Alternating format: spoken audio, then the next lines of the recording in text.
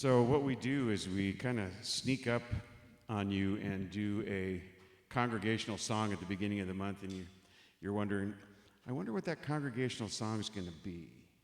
And then all of a sudden it pops up, and this time it was Face of God, and I love that one.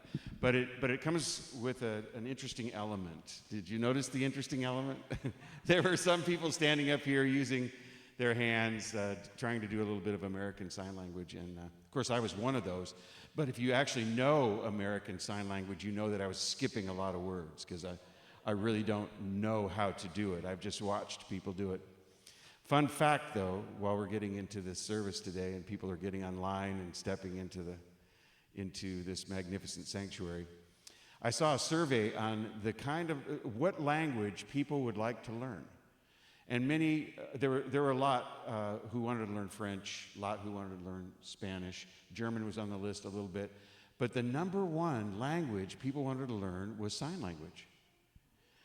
And I suppose it's because of the beauty of it, where it takes you, and the emotionality behind it. I mean, the way that you use your hands, the way that you move, the way that your face expresses what's going on is at the same time thrilling and sort of emotional. I don't know if you feel that or not when you see sign language. I do.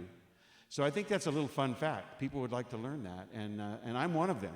I would love to learn American Sign Language, and all I can basically do is pretend, when I'm trying to, speak with my hands in a way that people will understand. So, welcome. And how would we do welcome? Let's see. Welcome. I'm Rev Greg Dorst, and you made it to Unity of Pasadena. You're in a space that is filled with love and comfort and understanding and goodness and a belief that permeates this space, that we are in the presence of God right now, and God is present in us as well. Unity is an amazing space where we believe in the allness of God. We believe that the spark of God lives within us. The omniscience, the omnipresence, the omnipotence of God is also within us. There is a divine mind that we can connect with. There is a beauty in this infinite space that is available to us, and we can allow it to become who we are. And when we come here on Sundays, we do it to sort of pick up some ideas as to how you do it. We pick up ideas as to how Charles and Myrtle Fillmore did it. We pick up ideas as to how today Eric Butterworth did it, because I'm going to be doing something on Eric Butterworth. So Unity is a special space. And I have a little saying I'd like you to join me in to mark that. There's only one thing. It may look like more than one thing. It may feel like more than one thing. But it's only one thing. Expressing as you, expressing as me, and everything we see. Yeah, we're here today on high purpose. And what we're going to do first is go into our unity blessing, and then we're going to do our statement of faith, and then I'm going to open up with a prayer. So let's start with the unity blessing. We love you. We bless you. We appreciate you just the way you are. And our statement of faith is, there is only one presence and one power active in my life and in the universe, God the good, omnipotence, and I am one with that presence and power. All right, so let's just know that we are one with that presence and power as Jackie rings the bell. We take a deep breath and just release it.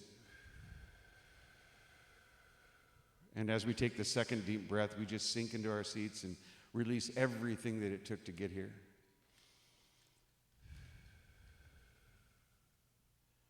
And recognize the presence of God right here in this very space. We often recognize the presence of God as love. And so let's summon up that feeling of love right now, that beautiful emotion that actually is the presence of this dynamic resource in, around, and through each of us as well as around us. Love is. We feel that right now, and when we feel it, we know that we are experiencing the presence of God, and we do so with that energy of God in us. And so I know that today is perfect. I know that what needs to be said today is said. What needs to be heard is heard. I recognize that being on high purpose means that our higher selves are in operation, bringing about a clearer understanding of how life works in, around, and through each of us as us, and the power back of that understanding. So I'm so thankful. I'm grateful for Unity of Pasadena. I'm grateful for all of those who make certain that this space is open, our board of trustees that do all that's necessary in order to make this a reality every Sunday and every day of the week. Our staff here, our administrative staff that does everything necessary to make sure that this is a space where people can enjoy and learn from. We're so thankful today for our musicians, for they bring that light, that internal light, and we're grateful for the things that they bring us today. Thank you for being here, as well as our prayer chaplains who hold the light for each and every one of us. We have volunteers, too, that we must appreciate in this moment. I have great gratitude for those that meet us and greet us at the door, for those that do PowerPoint and live stream and sound, and for all of those who pitch in and make sure that the space is in perfect order, hand out our programs, as well as do what we call the ushing. And so it's with this great thanksgiving that I release these words into the law of mind, knowing that they're already done. Please join me by saying, and so it is, amen. All right, so there's been a little discombobulation this morning. Isn't that a great word? Discombobulation. It's kind of fun and funny at the same time.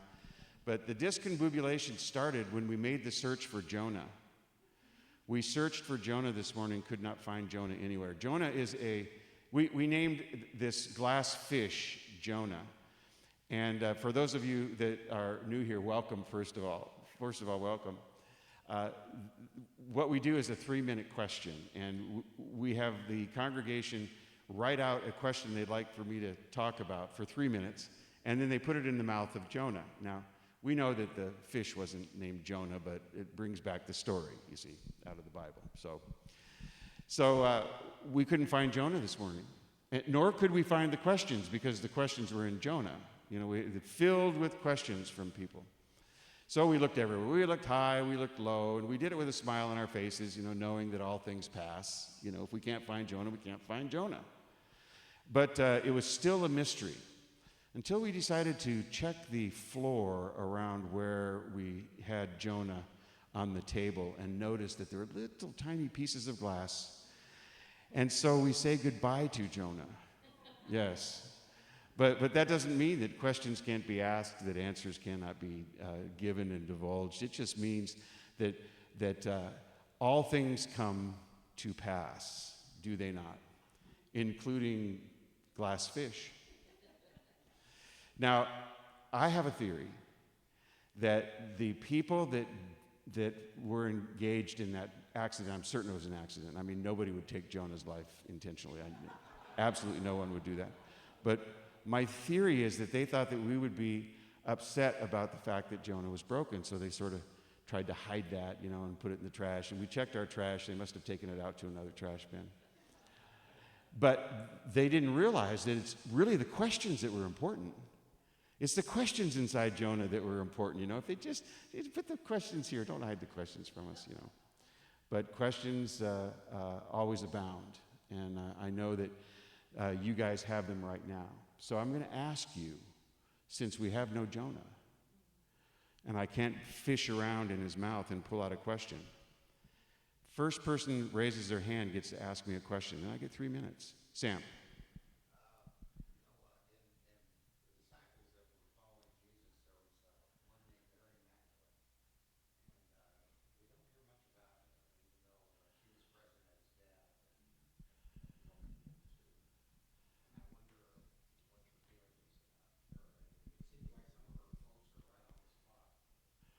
Yeah. Hey, what an awesome question. And excuse me. Sam asked this question. What do you think about Mary Magdalene? Mary Magdalene seemed to play a central role in the discipleship of Jesus, although she may not have been counted as one of the 12. She definitely was in the vicinity, and certainly, I believe, was his favorite, the favorite of Jesus. And, there may be all kinds of reasons why her name was besmirched throughout history, the first being that she was a woman, which is absolutely crazy to me. It's just nuts. It's crazy to me because women were those that enabled the word to be spread. It enabled the journey of Jesus. Come on in, Bill. The women paid for it. The women paid for Jesus and the disciples to travel around the Mediterranean area. And in fact, an interesting story about it was that one of Herod's administrators, in fact, the main administrator, had a wife. And of course, Herod was no friend of Jesus, but the wife of this particular administrator was a follower of Jesus. And so little did anybody know that she was actually funding right from Herod's pocketbook. And so there was a lot of interesting stuff going on with regard to that, but women were the foundation of what was going on back then. And Mary Magdalene certainly has been rumored to be many, many things to Jesus. But I would say that bringing the feminine energy to this group of men who were wandering around is one of the most important things that could have happened during that particular time. Bringing the feminine wisdom tradition, that connection, that compassion, that empathy, always there, always permeating the space, always giving what it is that they have to give in a different way than the men, made it a whole experience. Now, I don't know if you've ever heard that before, ever heard it explained that way before, but I think that the influence of women throughout all of time is as important an influence as any we've ever had. And I say that as a man. I mean, I don't know how women feel about men being an influence. Thank you. I got that. I got that. But the truth is we are different. And bringing a different energy is exactly what we need to see what we may need to see. So I also think that she had more wisdom than any of the other disciples. I mean, her writings, or her musings, if you will, are absolutely filled with grace. And I love that. Of course, we could go on and on and on about how she was besmirched as a woman and called a whore and all those other types of things so that they would lessen the impact of what she brought, but I don't buy any of it. How far did we go? 10 seconds over is all? Oh, she's just being nice to me. She's just being nice to me. As it felt like I was talking for about 15 minutes. So thank you for that question, Sam. I really, really appreciate it.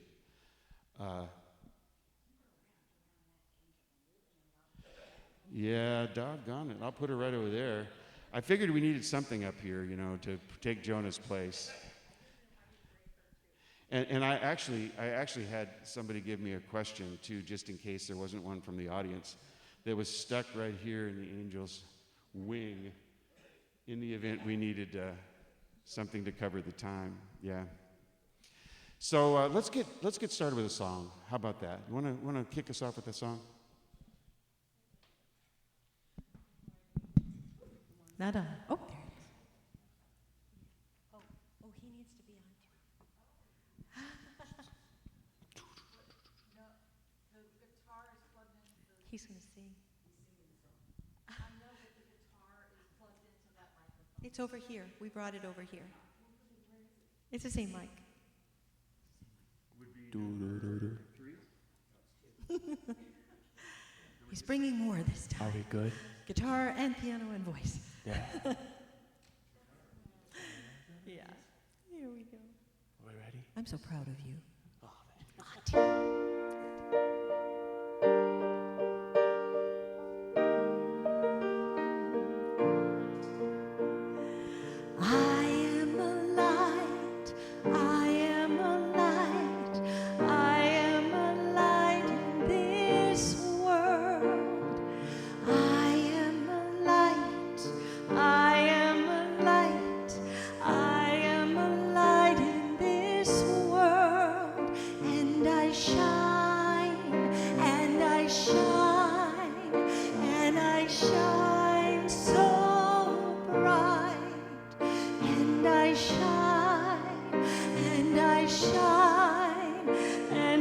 shine so bright. I am alive, I am alive, I am a light in this world. I am alive, I am alive, I am a light in this world. And I shine, and I shine, and I shine so bright. And I shine, and I shine, and I shine so bright. You are a light, you are a light, you are a light in this world. You are a light, you are a light, you are a light in this world. And you shine, and you shine, and you shine so bright. And you shine, and you shine, and you shine so bright. You are a light, you are a light, you are a light in this world. You are a light, you are a light, you are a light in this world. And I'll shine, and you shine, and you shine so bright. And you shine, and you shine, and you shine so bright. You are a light, we are a light, we are a light in this world. We are a light, we are a light, we are a light in this world. And we'll shine, and we shine, and we shine so bright.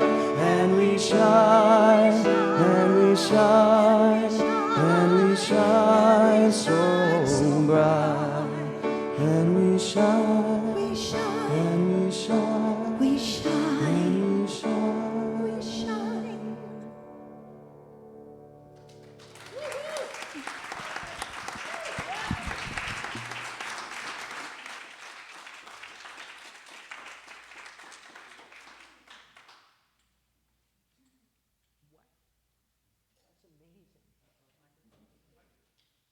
I'll do my best. When I'm really happy, I cry. Oh, okay. I'll do my best, but when I'm happy, I do cry. What a song. To be here and see all your shining lights is amazing. Anyway, today our topic is inner peace. The peace of God is mine to live and mine to share. Peace flourishes in my awareness of the divine presence within. Flowing from my spiritual center, peace calms my emotions, clarifies my thoughts, relaxes my body, and radiates to everyone around me. If peace eludes me, I open myself to anything that may be blocking its flow and invite it to come forward for healing. If I am holding on to resentments or unforgiveness, I pray for the willingness, I lost my space, to forgive, affirming divine love through me forgives and releases all bitterness. If fear and worry seep into my thoughts, I remember God is only present and powerful, active in my universe, affirming faith dissolves fear and restores peace. I align my thoughts and feelings with God's indwelling presence to live ever more peacefully. Let us then pursue what makes for peace and for mutual upbuilding. And that's from Romans 14:19.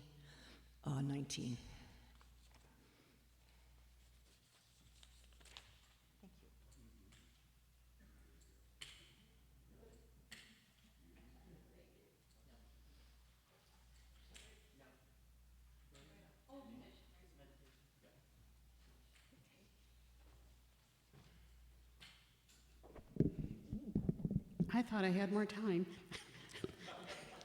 Anyhow, I couldn't think, whenever I'm asked to do these, I can't think of anything to say all week. And then it's like just before, this morning, then, oh, there it is.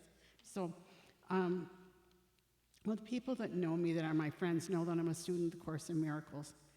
And I don't go on a spiritual smorgasbord. I just have stuck with it for a long time. That's the only way I know I keep my sanity. And I found 2 workbook lessons which really go with, I saw your email about the light and what the daily word said, and this just goes perfectly to me. The first one is, I am sustained by the love of God. I'm only going to read snippets, and then we're going to do meditation. We're going to meditate on what it says. Only the love of God will protect you in all circumstances. It will lift you out of every trial and rise you high above into any perceived dangers of the world, into a climate of perfect peace and safety.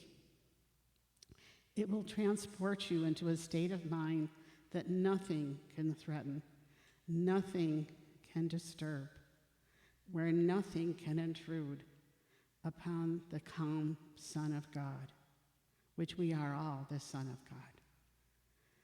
Put all your faith in the love of God within you, eternal, changeless, and forever unfailing. Through the love of God within you, you can resolve all seeming difficulties without effort and in sure confidence. Tell yourself often today, it is a declaration of release from the belief in idols. It is your acknowledgement of the truth of yourself. I am sustained by the love of God. So now, for the practice period, we're going to practice to forgive someone and learn to forgive ourselves. Close your eyes and think of someone that irritates you, that bothers you. Anybody, anything that comes to mind. Try to perceive some light in him somewhere, a spark of brightness shining through the ugly picture that you hold of him. Look at this picture till you see a light somewhere within it, and then try to let this light extend until it covers him and makes the picture beautiful and good. Look at this changed perception for a while and turn your mind to one that you call a friend. Try to transfer the light you learned to see around your former, in quotes, enemy to him.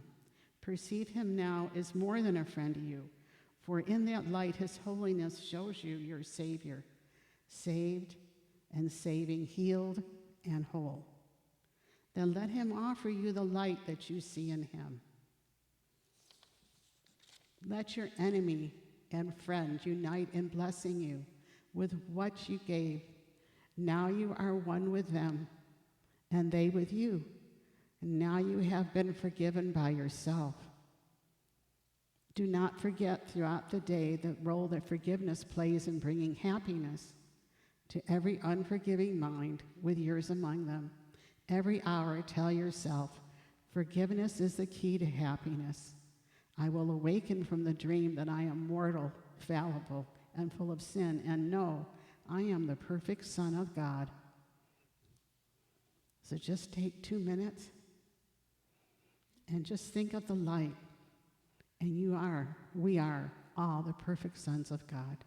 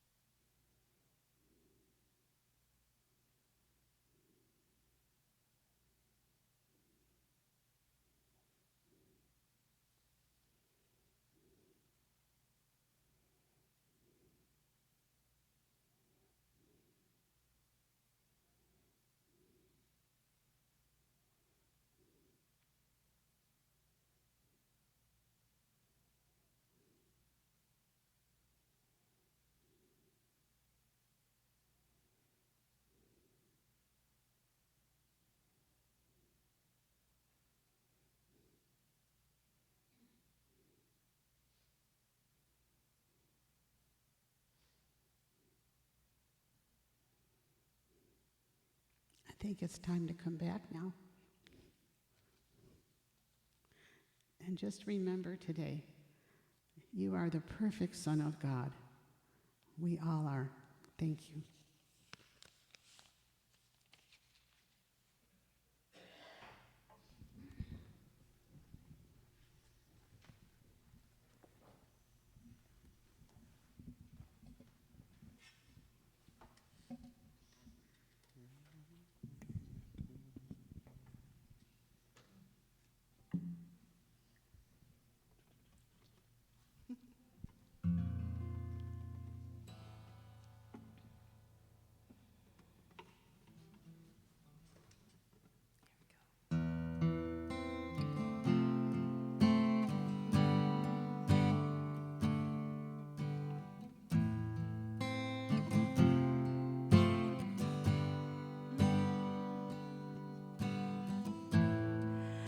I will trust in the Spirit.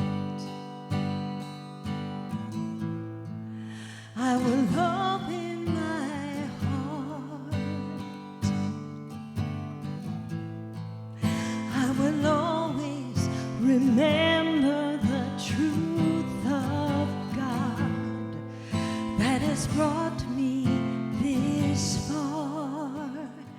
So lead me on this path of life, and every step I take in faith leads me home to a place where all I know is love and grace. Lead me on this path of light.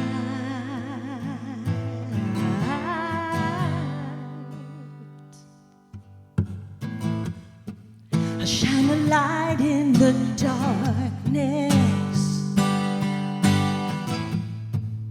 I will bring forth the truth.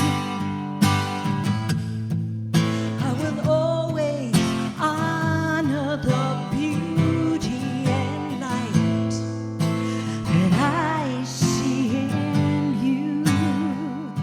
So lead me on this path of light, and every step I take in faith leads me home to a place where all I know is love and grace. Lead me on this path of life. As I breathe, I become completely one with the light and the love. Completely one. As I breathe, I become completely one with the light and the love. Completely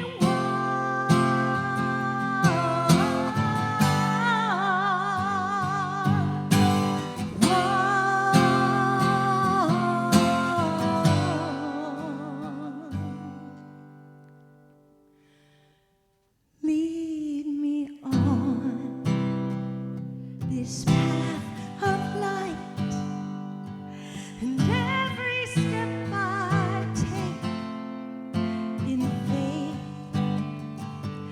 leads me home to a place where all I know is love and grace. All I know is love. All I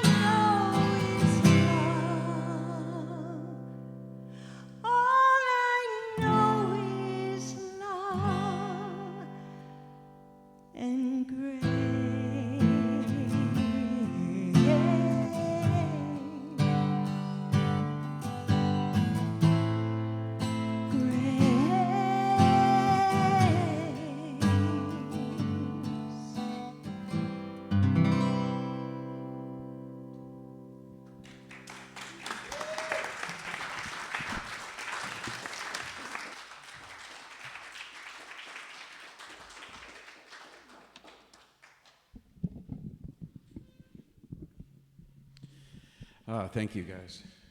Really beautiful. You know, and I just love guitar up on the stage, you know, and your ability to do whatever's necessary, you know. Sit behind the piano and play, sit up on the stage and play guitar, or sing, and or do both. I mean, it's just great. And Christy, you know, I know you're an inspiration for Tony, so this is great. Fantastic. What a duo. Yep, love it. All right, so it's been an interesting week, you guys. It's been a real interesting week. It's been a difficult week. It's been a heartfelt week. It's been tearful. It's been, I mean, I could go on and on and on about it. Many of you probably already know, and I waited until now to talk about it because I really wanted to get into it and make it a part of my talk today. But Bonnie Simons transitioned on Thursday at about 2:30 p.m. So, you know Bonnie, she sat right next to Don, and the light of the world, you are the light of the world, is, I think about Bonnie, you know, and she continues to be the light of the world, by the way. I just let you know. She's certainly still the light of your world, and I recognize that and know that, Don. And Don, for you to be here is really important, truly important. Don is a man that believes in life, not dead. Bonnie was a person who believed in life, not dead. The body, of course, wears out. I mean, we've seen that. We know that. It's going to happen. The body's going to wear out. But that doesn't mean that this Bonnie-ness isn't with us right now, isn't in, around, and through everything we do, isn't a part of our own consciousness. It doesn't mean that at all, because I believe that she is. You know, this life force that is within us is indestructible. This energy doesn't go anywhere. It becomes a part of the all that is, goes back into substance, and then perhaps is recreated in some other way, you know, perhaps here, perhaps somewhere else. I know a couple of people who want to go galaxy hopping when the body wears out, and that would be me and Jackie. So, you know, we may see Bonnie out there galaxy hopping. But the point is, we can cry, and we will. We can laugh because she'd want us to. We can bring her example to our lives every moment that we can, and that's how we honor her having been here. So, Don, I know that you got emotional today, and I know that that's going to happen. I mean, certainly there is a sadness around all of this. There's grieving. There's going to be missing Bonnie. I mean, all of the things that you did together, all the things that you do is going to be there. And so when you read the newspaper today, you saw something that actually touched your heart, and you brought it. You cut it out, and you brought it, and I want to read it, okay? Is that all right if I read it? All right. Don't weep at my grave, for I am not there. I have a date with a butterfly to dance in the air. I'll be singing in the sunshine, wild and free, playing tag with the winds while I'm waiting for thee. So here's an interesting thought that Eric Butterworth had, and I appreciate it very, very much. We're going to be talking about Eric Butterworth today. He's part of what I call the soup, which is an ingredient in a mixture which I particularly enjoy. You know, when you make soup, you want to put something in it that you like, you know? So I'm going to give you some soup this month, and it's going to have some things in it that I really, really like and really appreciate and really, really enjoy. And I like the creative life. I love to live the creative life because we absolutely can. Each and every one of us is divine potential, and we bring about an infinite potential just as we are in the image of God, we are creative as well. So Eric Butterworth talks about that in this book, and I'm going to talk about some of the things that he has to say because it's part of the soup. But what Eric Butterworth represents to me is a keen understanding of what this journey is about, this journey of life is about, and what perhaps we're looking for. And he talks a lot about the true self. What we're looking for is the true self, the authentic you, whatever that might be. And many of us spend our lifetime looking for it and never find it. We may not have taken the appropriate journey within. We may not have experienced the experiences we needed to experience, or understood them, or recognized them as helpful.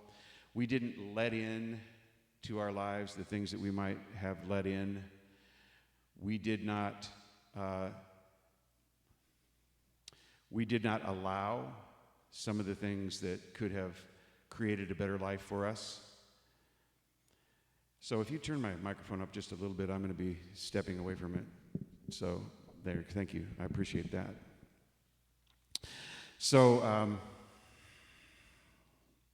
Eric Butterworth said, you can listen to me all you want. You can read my books all you want, but here's the measure of what it is that's going on as far as what I'm accomplishing and what you're accomplishing. What you're learning after everything that I've said, or everything that you've read of mine, will be forgotten. The measure of what it is that of the forward motion that you've made in your life is what it is that stays with you in terms of your own behavior, your own thoughts, and your own interior understanding of who you are. And what that means is that I can stand up here every Sunday and I can give you a talk, a truth talk, and I can talk about a lot of things that are really important. And while you're listening, you might say, oh, wow, that is really neat. I hadn't thought of that. But after you've forgotten all of that, who are you? Are you different? Because you're going to forget what's said. You're going to forget what's read. Are you different? Did something in the way of a consciousness seep into you? Did something change you? Have you heard it enough times to be able to say, oh yeah, I can talk about this without having to read it because it's now a part of me? You know, I can express this to somebody else without having to look at some notes because it is a part of me. This belief system is exactly who I am today. And so when I look at Bonnie and I see her face, I think to myself of what has she given me that I'm taking with me that is beyond all the things she said, beyond all of the things that I've ever heard her utter, that has become a part of me. I mean, that's really the measure. That's the measure. And, you know, she had this amazing grace, this amazing ability to walk through life recognizing the good in everything that she sees. She had this incredibly sensitive persona. She could feel the energy of you, of me, of this space. She knew what was happening around her and inside of her, and she could take a look at that and make something important out of it. I'm sure she was an amazing person to live with. I mean, she worked right up until she passed. I mean, she had a mission. She was on a mission to make life better for everyone that she knew. And I'm so thankful for that. But I think Eric Butterworth speaks to that. You know, what's left after all that's said and done with you around this person? I think you feel the same way about your Uncle Eddie, Christy. I mean, she lost her Uncle Eddie too, who was a great influence for you in music and in life. And I'm so sorry. I know that losing that inspiration is very, very difficult. Anyone who's lost someone recently, my heart goes out to you. That which is them is inexorably in you now. That which you have kind of infused into your own DNA, if you know what I mean. It's kind of what Eric Butterworth is talking about, you know, when he says, after all the talking, after all the reading, what's there? Because you're going to forget all that stuff. What's been infused into your DNA? What's there? Anyway, so Eric Butterworth thought that this whole journey was a journey to uncover your authentic self and the true self. And he, being a student of unity, understood that the true self truly is not just that spark of God, but maybe God itself moving in, around, and through you as the light.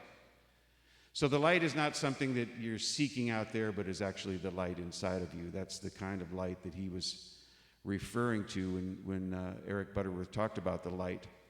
In this book, what he does is begin with this idea of light, because what he does is go through this whole creative process in our experience of life, which is thought into form, whether it's God's thought or our thought into the form that we see. He goes through all of that using the allegory of the creation sequence in Genesis. You know, the 7 days, all of that from the first words of the Bible clear through the 11th verse, and talks all about what was made on what day and how that happened. And the allegory itself gives us some idea as to what the creative process is in each of us as well. And so we're going to talk a little bit about that. But first, I want to get a really good understanding of something that I think is important in our lives as people who practice oneness. I mean, oneness is a word that's thrown around an awful lot. Oneness can be misconstrued by people. Some people think that oneness is synonymous with wokeness. You know, sometimes our languaging moves in strange ways. You can tell whether or not a person's a fan of something when they say, "Oh, that's woke." You know they're not a fan of it. You absolutely know they're not. But waking up is part of this process that we're really looking for, you know. And so if I become awakened as a result of anything, then I think that's a good thing. That's a good thing. So figuring out who I am and who each and every one of us is an important aspect of living. So there are two paradigms. You know, when you consider that we are talking, generally speaking, about a power greater than ourselves, about a creative energy that expresses as all that we see, everywhere, present all the time, infinite in nature, omniscient, omnipresent, and omnipotent. When we're talking about that, we know what we mean. We mean that there's a particular paradigm with which we see the world. We see the world through this lens, through these eyes, where we recognize everything as completely connected, that you are me, I am you, that everything that we see is simply this source of all things expressing in a different way. And this source of all things, this creative energy that created everything, which is what God is, actually. God is not just something that engaged in creation. God is creativity. Is surging through you right now as you. You have this creative energy, this creative ability. You're able to accomplish things which create an infinite potential within you. And the question becomes in this lifetime, how do we accomplish those things? How do we do that? How do we make it happen? Or do we have to make it happen? You know, what's the process? How do I get what I want? How do I become who I want to become? Do I have to have faith that I can't seem to muster up? You know, what is this faith thing even about anyway?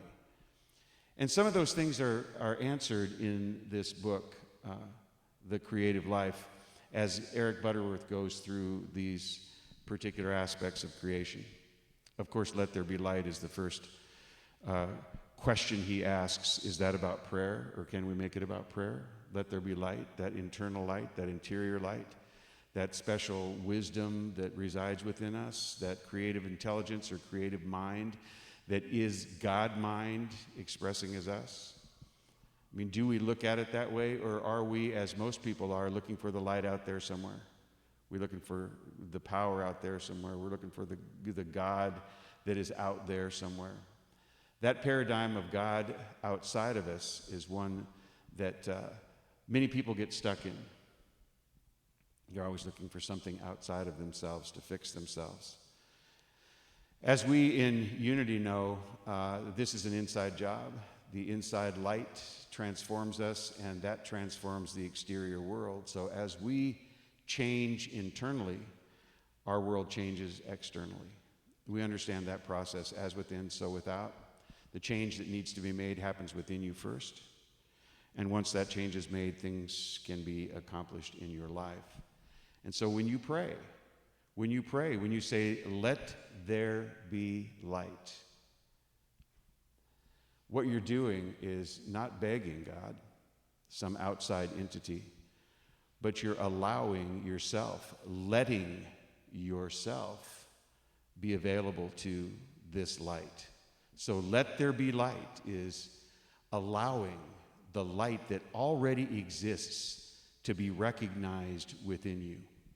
Now that's an amazing idea. It's an amazing way to look at let there be. It's not asking God, give it to me, please, give it to me. Let there be light in me. No, it's a conversation with me, telling me to open up, telling me to let this in, to allow it to happen.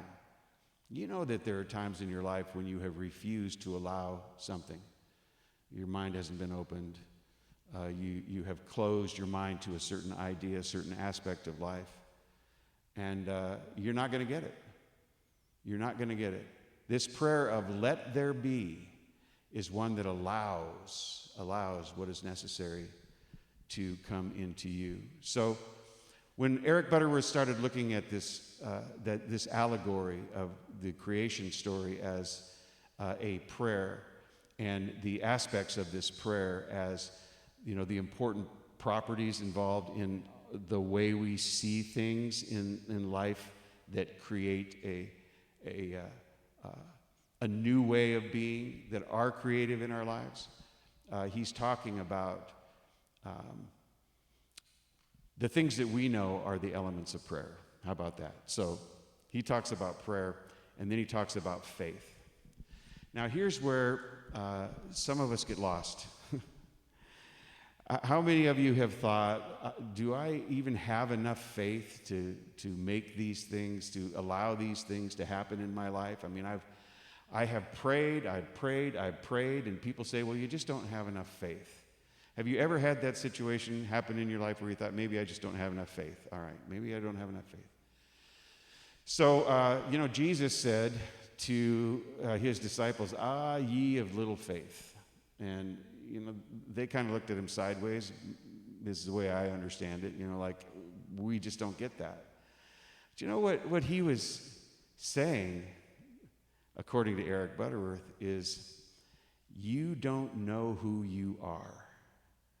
That's what he wasn't saying, that you somehow are not mustering inside of you enough willpower to make this thing happen. He's saying, you don't know who you are. Eric Butterworth and I are on the same page with a lot of things. I've often thought that these ideas I have are my own ideas, but as I read some of the things that he talks about, he had them long before I did, and I think that's great stuff. So here's one of them: the faith of a mustard seed. The faith of a mustard seed. If you had that, you could move mountains. You've heard that. If you had the faith of a mustard seed, you could move mountains. And everybody says, you know what that is? The faith of a mustard seed is just a little tiny bit of faith. All you need is a little bit of faith and you can move mountains. It's that powerful. And I look at those people and I say, I don't even know how to muster up any faith, let alone a little bit. I mean, I don't even know, where do I put my mind? How do I wrap my feelings around this? What the heck is this faith thing all about anyway? And so when I was making this determination that it's really, really hard to define this faith thing, I thought, what that means, what Jesus said really means, is that this mustard seed, it knows what it is. It absolutely knows what it is. At its core, it knows what it is. A mustard seed is not going to come up as a tomato plant. This mustard seed knows exactly what it is. It knows its authentic self. And then when I read what Eric Butterworth had to say about this thing, he used a watermelon. He used a watermelon seed. He said, well, you plant a watermelon seed, and it is incredible that inside this seed, inside it, you can't see it in there, but it's a bunch of watermelons that are tasty and have more seeds in them. They've got this green rind over them. You know, I mean, you're not going to get tomatoes when you plant a watermelon seed. You're going to get these beautiful, tasty things. How did that happen? The watermelon seed knows what it is. It is in touch with its authentic self. That's what this faith of a mustard seed is all about. The authenticity of who you are is the important aspect of faith. So, here you go. How did that unfold in my life? Well, hey, since I was a little kid, my mother told me, you're going to school. You're going to go to school every day, then you're going to go to junior high and high school, then you're going to college, and then as far as I'm concerned, you can go to school for the rest of your life. I don't care. But you're going to get a bunch of letters after your name, and I was told that at a very, very young age. I mean, there was no way I thought anything else was going to happen. Nothing else was going to happen. That was the path. That's who I was. That was in my DNA. I'd been told that enough that it was in my DNA. The expectation that she had became my expectation. I knew who I was in that area. I knew that I was going to go off to school. There wasn't a question. I knew that I was going to be a learner. I didn't know where it would take me. You know, I had no idea it would take me here. But I knew that I was going to unfold in that manner. Now, if somebody had told me some time ago that that is faith, I would have gone, no, it's not. It's just an expectation that I had. It's an expectation that my mother had. It's an expectation that everybody in my life had. Oh, wait a minute. That's faith, isn't it? Isn't that the faith of knowing who you are? Isn't that the faith of knowing what's unfolding? Isn't that the mustard seed in a very interesting and unique way? Isn't that the watermelon seed? Yeah, it is. It is. At this juncture, the faith of going to school was much like the faith that my shoe size was going to get bigger as I get older. You know? I mean, really. So Eric Butterworth talks about faith as learning who your authentic self is. And he talks about in that space where you are learning your authentic self, a lot of things begin to happen. You begin to recognize that you are filled with this infinite resource. You begin to recognize that there are laws within the universe that you can utilize. You begin to see things in a different way. You know, if you know, and some people don't like this, that you are God, the whole world opens up for you.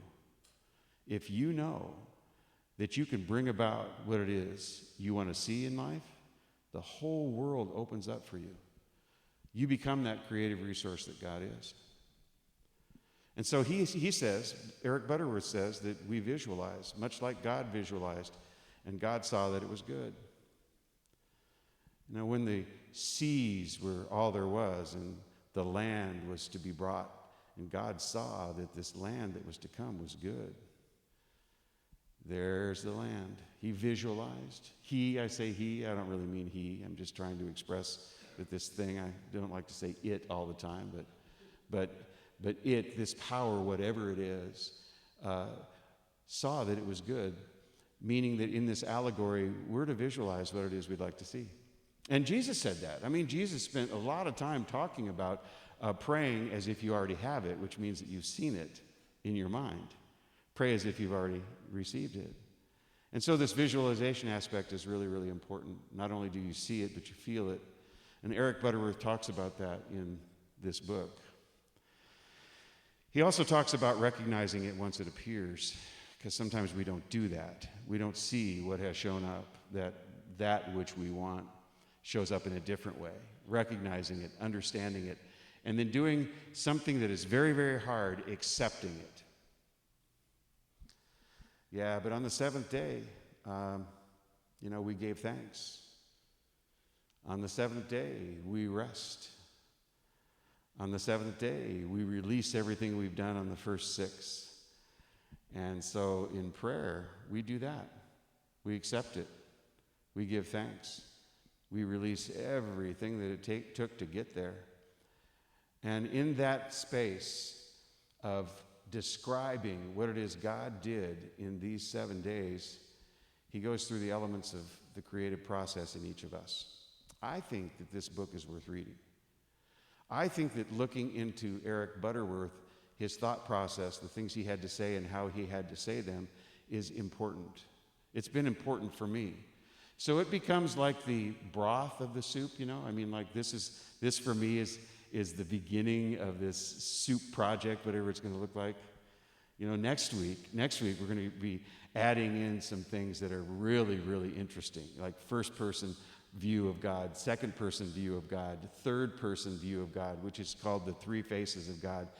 Really interesting stuff. You might consider that it's vegetables going into the soup. I don't know. But it's really, really important stuff. And the reason why it's important is because it's important to me.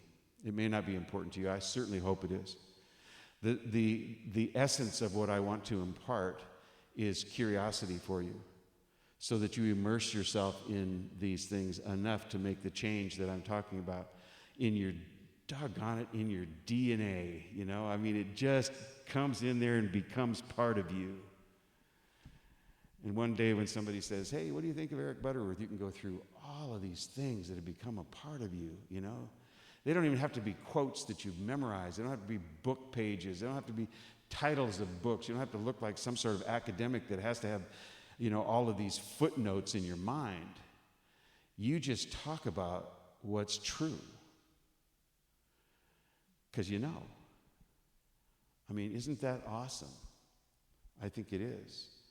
And as Eric Butterworth explained this to me, in the many things that I've heard him say and the many things I've read that he's written, I recognize that it was true. I've forgotten the nuances of everything he's ever said. But now I am that. And so it is. Thank you. Mm-hmm.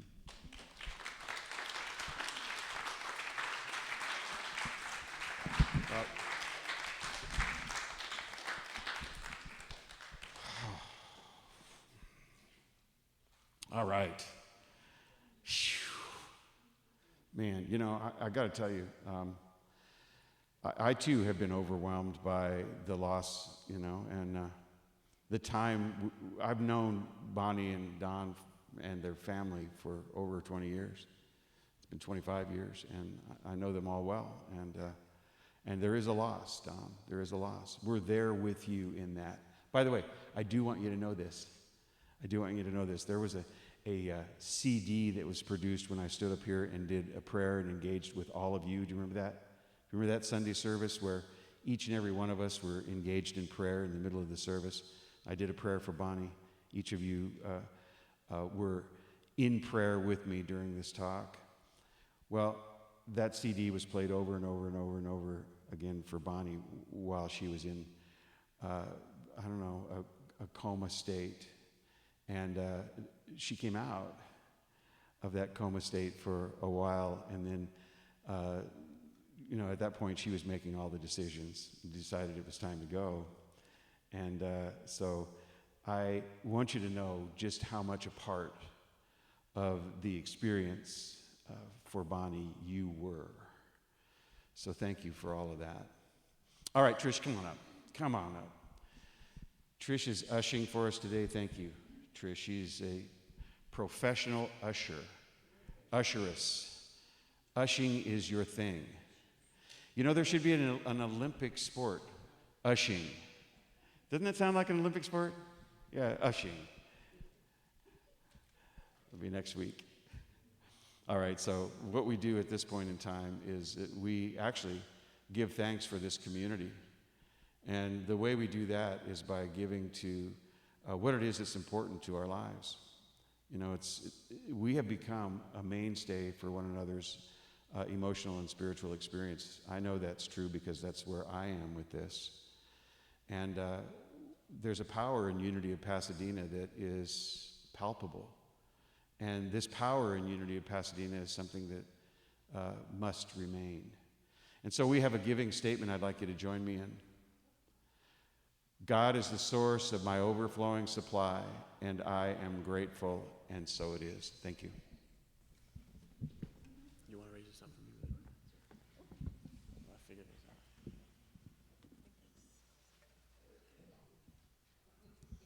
Okay, go for it. She's ushing. Let's see if I can edit it.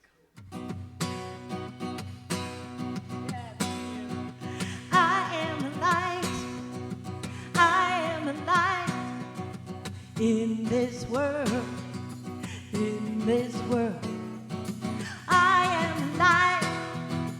I am a light in this world.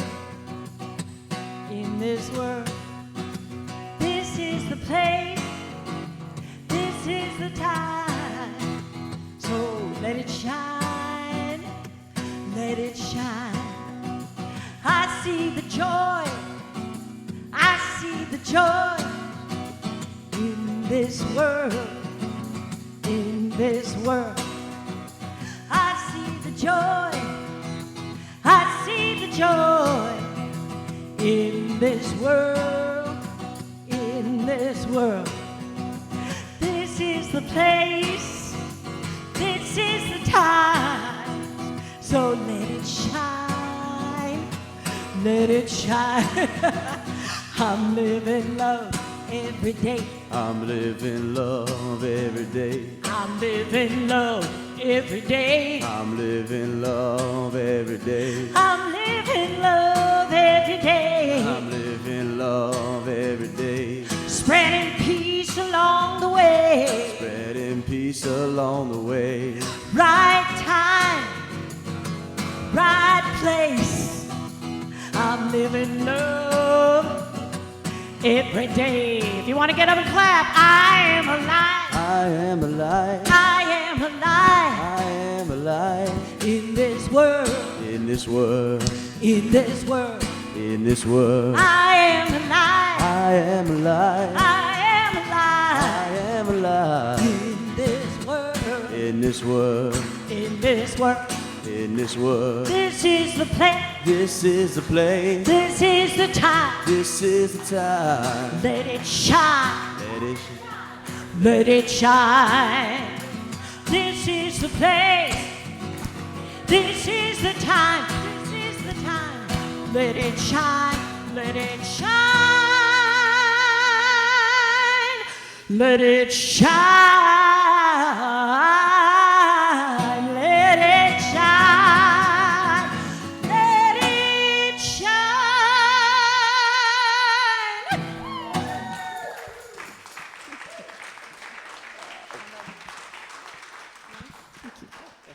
Thank you. Thank you so much. Come on forward, Trish.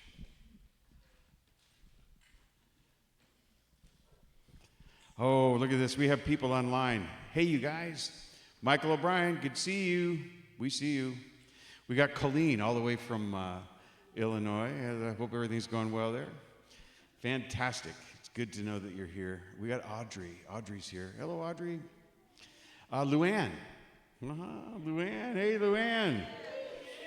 Virginia Hutchins Carroll. Hi, Virginia. And we got Sylvianne. And we got Anita Arakawa. Hello, Anita. Good to know you are there, my dear. And so thank you very much. And we're going to have others, too, through the week. So we appreciate you coming to Unity of Pasadena in any way you possibly can. So let's pray over these tithes and treasures, recognizing that we promise here at Unity of Pasadena to use these tithes and treasures with integrity for the benefit of Unity of Pasadena and the surrounding community, that we bring a consciousness, and we know this, of good and love and peace and beauty and truth that permeates not just this space but the surrounding community, that is helpful in the healing of this country, that's helpful in the healing of each individual person that resides, and we are blessed to have these gifts. We are so thankful. We release it into the law of mind, knowing it's done, and say together, and so it is. Amen. Thank you. Thank you, Trish. Appreciate it. All right, so Jackie, come on up. Jackie's doing our community. I hope that's about the right height. Yeah, it's good. Thank you. Yeah. Well, hi, everybody. Okay, so you've seen our vision today, mission and core values demonstrated in our service. Let's take a moment now and affirm them together.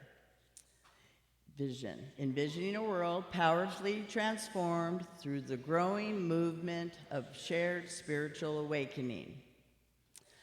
Our mission, transforming lives by living and sharing our inner truth of divine wisdom, compassion, and love using spiritual principles. And our core values, creating community, living love, teaching truth, serving spirit. Today for hospitality, we have Team ABC in charge, and this is the first Sunday of the month. Next week, the second Sunday of the month, will be D through J. And our tea time today will be by our prayer chaplain, Clifta, and that will be after service. And now I wanted to take a moment to talk about the health fair that we had last week. It was a wonderful success, and I wanted to thank a few people that were a part of it that are here, and that was Greg and my granddaughter Kylie, Amanda, who did all of the printing and promotion, Marty, who was part of the very beginning of all of this, Bobby and Barbara and Sandy and Brett and Georgette. Hi, Georgette. Victoria and Julio and Norma, Clifta, Trish, Helen, Anita, Gay, and Lee. Everyone just really pulled together for this, and it was really amazing. Also, the people from our center that did sessions in there, we did a 50-50 split with them, with the church, and they didn't take their 50%. They donated it to the church as well, so I want to thank them for that.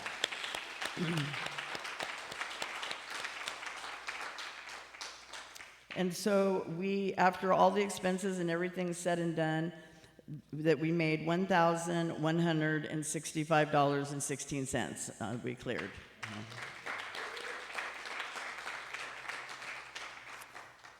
So that was really fun. And please check your bulletin, your August bulletin. It has information in there for our services, for our finances. Our update is in there in the right corner. And other things that are going on, like the Unity World Day of Prayer is September 11th and 12th, and you can stay tuned for more details for our center about that. And that will do it for me, so I will turn it back over to Reverend Greg.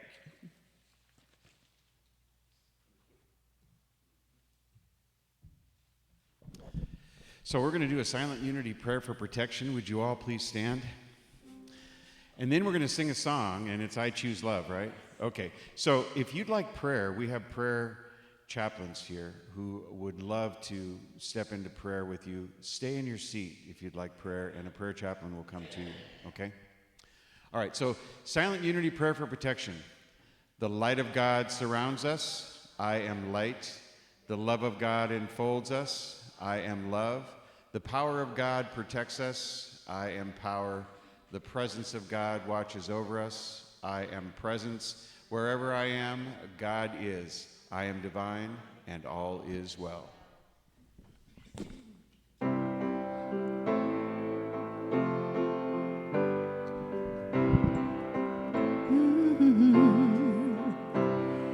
Peace in my life is growing because